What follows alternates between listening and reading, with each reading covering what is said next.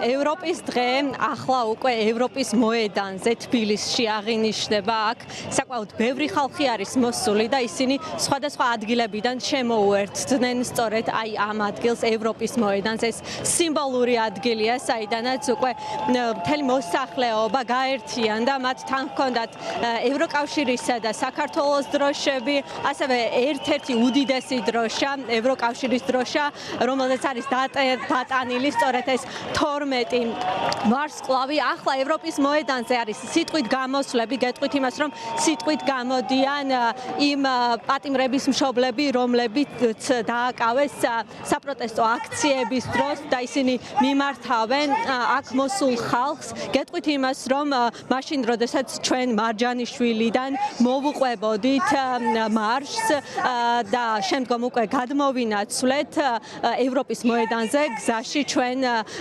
შეხვდა საქართველოს მეხუთე პრეზიდენტი სალომე ზურაბიშვილი, რომელთანაც საუბარი შევძელით და მან გვითხრა ევროპის მნიშვნელობის შესახებ, ევროპის დღის აღნიშვნის შესახებ და ასევე ჩვენ ვესაუბრეთ აქ მოსულ ხალხს, რომლებიც ამბობენ, რომ საქართველოს გზა არის მხოლოდ და მხოლოდ ევროპაში. ისინი ამბობენ რომ ის კეთილდღეობა, რაც ევროპულ ქვეყნებს 27-ვე ქვეყანას აქვს, სწორედ იმ კეთილდღეობას ისურვებდნენ საქართველოში, რადგან ისინი საუბრობენ ძალიან მრავალ მხრივ პრობლემებზე საქართველოში და ამბობენ, რომ საქართველოს მოსახლეობამ ყველაფერი და მათ შორის ის, რომ სურს, რომ გაწევრიანდეს ევროკავშირში, სწორედ საქართველოს კონსტიტუციის 78 მუხლითაც დაამტკიცა და სწორედ დღევანდელი დღეც არის ერთ-ერთი ის, რომელიც ეძღვნება ევროპას და ევროპის დღეს, სწორედ მათ სურთ, რომ დაანახოთ ამით ყველას, რომ საქართველოს გზა მხოლოდ და მხოლოდ ევროკავშირშია და ჩვენ ახლა შეგვიძლია რომ მოვისმინოთ კომენტარები. ევროპის დღე არის ჩვენი მომავალი, ჩვენი წარსული და ჩვენი დამოუკიდებლობა, ჩვენი თავისუფლება, ჩვენი მშვიდობა, ყველაფერი არის. ძალა ერთობაშია და ჩვენი ძალა ევროპაშია.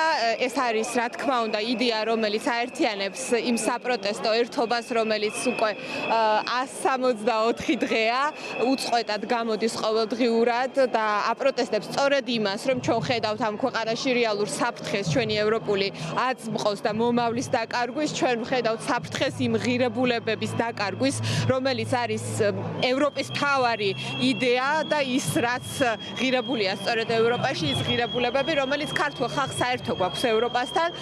ეხლა არის გარდამტეხი პერიოდი და უნდა ვიბრძოლოთ ჩვენი და ჩვენი შვილების მომავლისთვის და იმედი მაქვს, რომ ჩვენს ხმას შეისმენენ და რაღაცნაირად მივალთ იმ შედეგამდე, რისთვისაც ვიბრძვით. ევროპა არის ნიჭისა და შესაძლებლობების წარმოჩენის საუკეთესო არენა, საუკეთესო ასპარეზი.